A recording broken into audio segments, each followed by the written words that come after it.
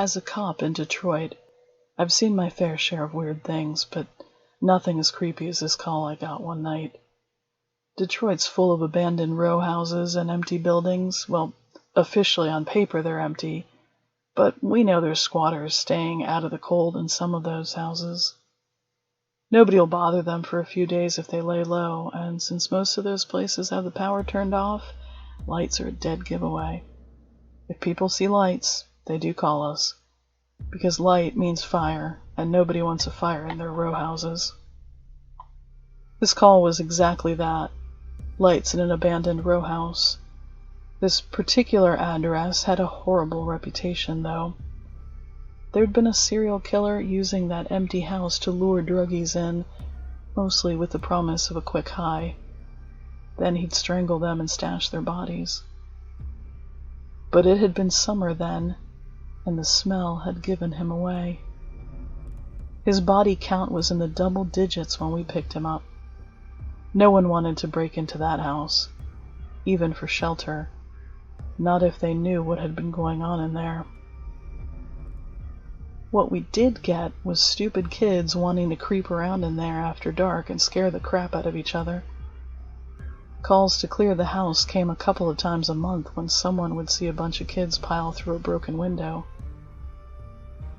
The city was going to demolish the place once all the legal stuff wrapped up, and nothing would make me happier than never having to go back to that freaky house. But it was on my beat, and this was the third time in a few weeks I'd been sent to the damn place. But that night was different. I felt it the moment I stepped onto the property. The air was heavy with that eerie kind of silence that just gets under your skin. My gut was telling me something was off, but I felt stupid calling for backup at this place. I tried looking into the broken windows first, but everything was dark. I climbed through one of the broken windows at the front, flashlight in hand, my nerves on edge. I announced myself into the quiet and heard nothing, which was strange. Usually this was when I'd hear a bunch of people scurrying to get out of the place, but the only sounds were my boots echoing on the decaying floor.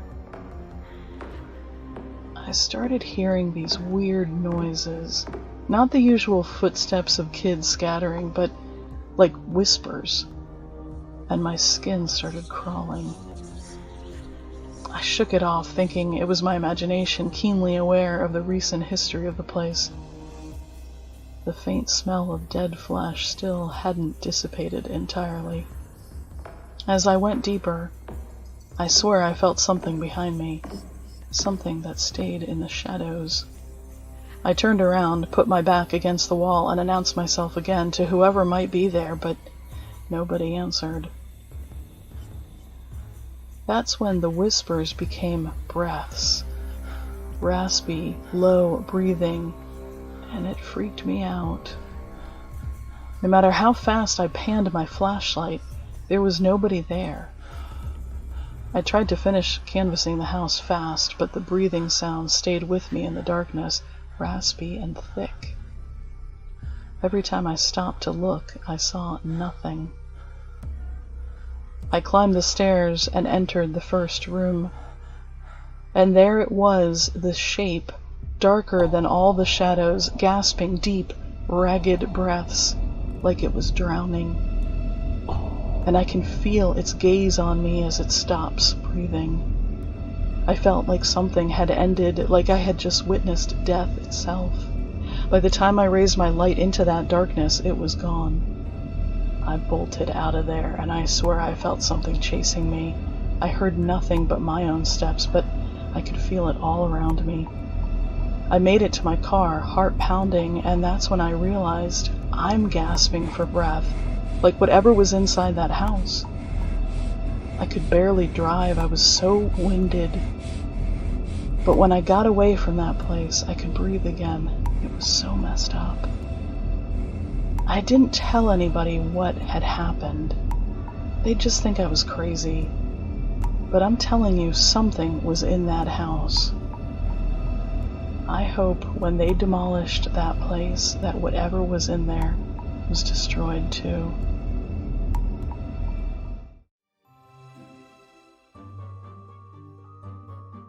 I work at a ticket office in a busy train station on the East Coast. We had massive rushes followed by quiet lulls as trains came and went. During rushes, people would crowd the counter for help, and then it would be dead until the next rush. The place was a way station, but not everyone moved on. I started working the overnight shift, which got slower and slower as the night dragged on. There was the occasional person who'd wander in with nowhere else to go in these late hours. They'd curl up under a blanket in the warm train station until security shuffled them along. One attendant could really handle the overnights, but there were two of us on anyway. Each shift, we'd have an hour break, leaving the other person alone. I was still in training for the night shift when this happened.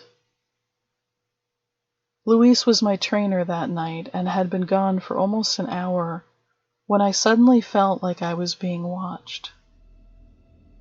I looked up to see a person at the far end of the terminal. They were just standing there. Only after my eyes adjusted from the computer screen to the dimly lit terminal did I realize it was a man wearing a full suit. Unlike the travelers I'd seen all night, the man had no suitcase or luggage, and no blanket. And as I focused on him, I could see he was staring intently at me and smiling. A huge, wide smile, too big for his face. It looked unnatural. In that moment, he stepped forward and danced to a seat close to where he'd been standing.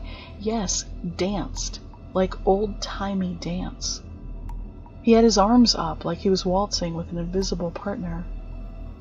That's when I knew something was off.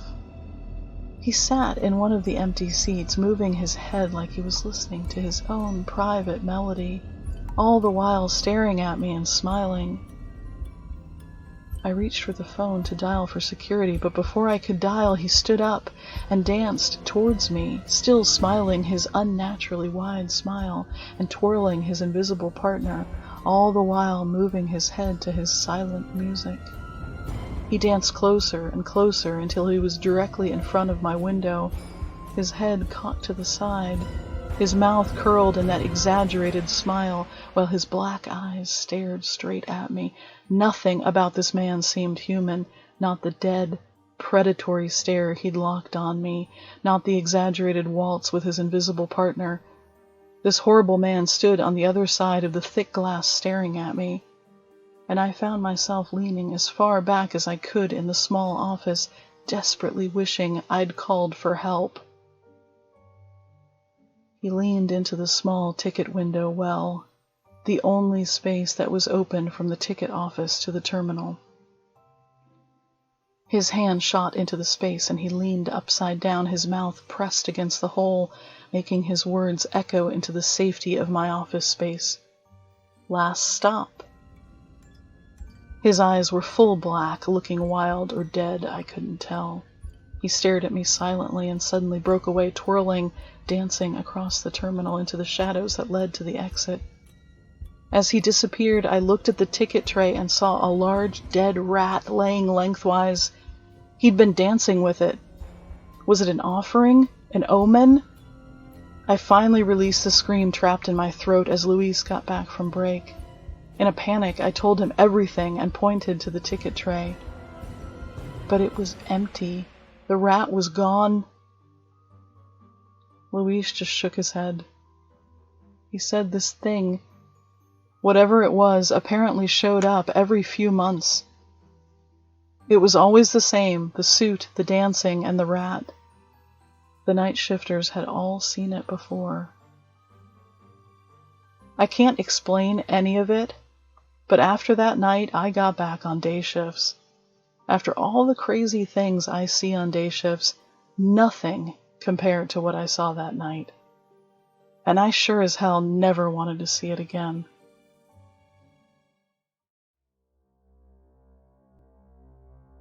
During college, I moved into a shared house with 2 other girls. It was a rundown house in one of those neighborhoods that just gets swallowed up by the campus as extended student housing. I didn't know the girls at all, only having found each other through a roommate search app. We each had our own bedroom in the house and shared the common areas: the kitchen, living room, bathroom, and basement. The owner of the house kept spare furniture and other household things like rolled-up carpet and paint cans in that basement. None of it looked like it had been touched in years.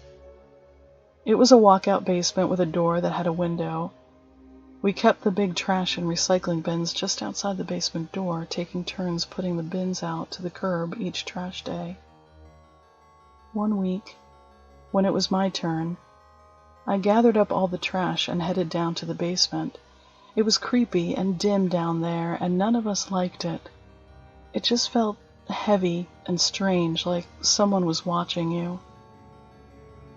I pushed the back door open and turned to shove the old brick we used to prop open the door to keep it from locking behind us, and saw something move in the far corner of the basement through the window. It caught my attention, but was quick, like a shadow shifting. I opened the door wide and stared. But when nothing changed, I assumed I'd imagined it, or it was a reflection on the window in the door. But that was just the beginning. The feeling of being watched crept in whenever I was alone in the house. I'd look up and around, suddenly aware of that creepy feeling, but each time I saw nothing, but still felt like I just missed seeing something. It wasn't until late November when I finally caught sight of it. I was getting some ice from the freezer. The refrigerator was the kind with the freezer on top, and with the door open, I could see into the room beyond from beneath the open door. There was a face at the edge of the room. Just a half a face, peering around the corner from the living room. By the time I stepped back away from the freezer, it was gone. Horrified, I knew I had to look around the corner into that living room, but when I did, the room was empty. The next time I got that creepy feeling of being watched, I was alone in the house, reading in my bedroom. I looked up to see the face peering around the edge of my open bedroom door from the darkness of the living room beyond. In that split second, I saw it was a child. Or had been a child. It was a small girl wearing dark clothing. As quickly as I saw her, she disappeared again. It took me a few minutes to work up the courage to check the living room, and again, it was empty. My roommates weren't home, but I knew I wasn't alone in that house. After winter break, one of our roommates didn't return. She had moved back home to commute to campus. I wondered whether she'd also seen the little girl. With only 2 of us there, we couldn't afford the rent, and we put up an ad for a 3rd roommate in the campus housing search website, but nobody reached out. Without a 3rd person, we had to break the lease. A week before we moved out, my remaining roommate started checking in with me, asking when I'd be home, and I noticed she'd gather up her things and leave the house whenever I'd leave the house. Finally, not caring what she thought of me, I asked her if she'd seen the little girl. She looked at me, surprised, and then relief washed over her face. She leaned in, almost whispering, told me she first saw the little girl watching from her closet after our roommate had moved out. She said she'd wake up and see that little girl peering over the edge of her bed from the floor and then disappear when she'd turn on the light. Since we hadn't mentioned seeing anything, she thought she was having a mental breakdown.